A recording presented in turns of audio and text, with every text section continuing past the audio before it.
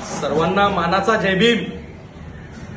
महामानव भारतीय राज्यघटनेचे शिल्पकार विश्वरत्न डॉक्टर बाबासाहेब आंबेडकर यांच्या जयंतीनिमित्त आज अकोला जिल्ह्यातील अनेक पोलीस स्टेशनमध्ये मिरवणुकीची परमिशन नाकारण्यात आली।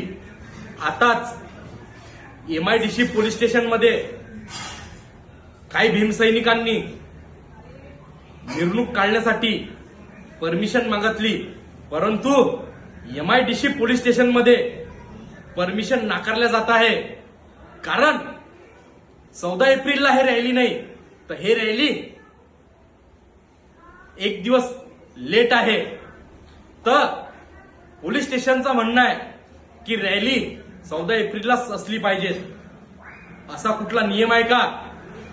बाबासाहेबांची जयंती फक्त 14 एप्रिललाच आम्ही मनवायची का? तर बाबासाहेबांची जयंती एक महिना आम्ही धुमधडाक्यात साजरी करू।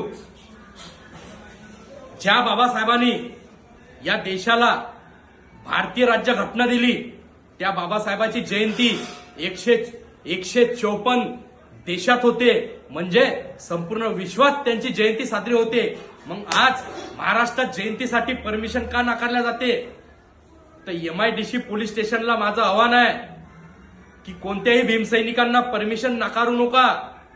14 एप्रिलला परमिशन द्या, 15 एप्रिलला परमिशन द्या, 16 एप्रिल असो की आणखी 4-5 दिवस असो, परमिशन द्या।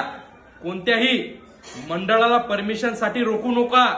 अनेक धार्मिक कार्यक्रम 10 दिवस केले जातात, त्यावेळेस का म्हटलं जात नाही की आम्ही परमिशन देत नाही म्हणून?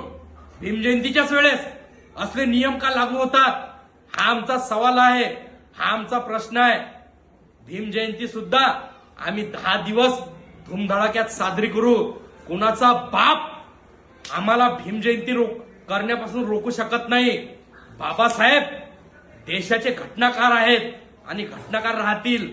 अकोला जिल्ह्यातील MIDC पोलीस स्टेशनला माझं आव्हान आहे की ज्या मंडळाला रोखण्याचं तुम्ही काम करत आहात, त्या मंडळाला तात्काळ परमिशन द्या आणि 14 एप्रिलला सुद्धा परमिशन द्या, 15 एप्रिलला सुद्धा परमिशन द्या आणि 16 एप्रिल असो 17 एप्रिल असो, या सरळ 10 दिवसाच्या उत्सवात परमिशन देण्याचं काम करावे अशी आम्ही मागणी करतो। नाही तर याच्या विरोधात आम्ही तात्काळ बैठक घेऊन याचा निषेध नोंदवू।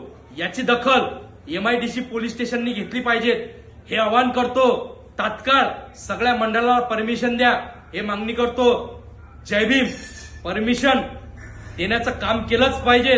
सगळ्या मंडळाला आव्हान आहे की धुमधडाक्यात बाबासाहेबांची जयंती साजरी करा। कोणाचा बाप या भीमसैनिकांना रोखते ते आम्ही पाहू। जय भीम।